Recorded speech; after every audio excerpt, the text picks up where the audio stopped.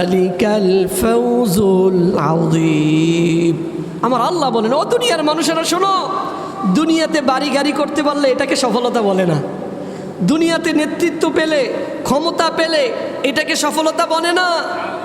দুনিয়াতে দাপট পেলে এটাকে সফলতা বলে না। যাদের জীবনের গুনাহগুলো আল্লাহ ক্ষমা করে দিলেন, যাদেরকে আমার আল্লাহ জান্নাতে প্রবেশ করালেন, আমার আল্লাহ বলেন যালিকাল ফাউজুল আযীম। ও দুনিয়ার মানুষেরা শোনো, এটাই তো মহা সাফল্য। সুবহানাল্লাহ। এর চাইতে সাফল্য হতে পারে? আমি যদি জান্নাতি হই, আমার কোনো কষ্ট থাকার কথা? আমি নামাজ পড়ি কি পাওয়ার জন্য? জান্নাত পাওয়ার জন্য, আমার রবকে খুশি করার জন্য। আমার জীবনে যত কাজ, সবগুলো কাজ করি কার জন্য? আল্লাহকে রাজি খুশি করে তার জান্নাত যেন আমরা পেতে পারি, সেজন্য কাজ করি না? আমার আল্লাহ বলেন, এই কাজগুলো যারা করবে আর যারা জান্নাতি হবে, এটাই তো মহা সাফল্য।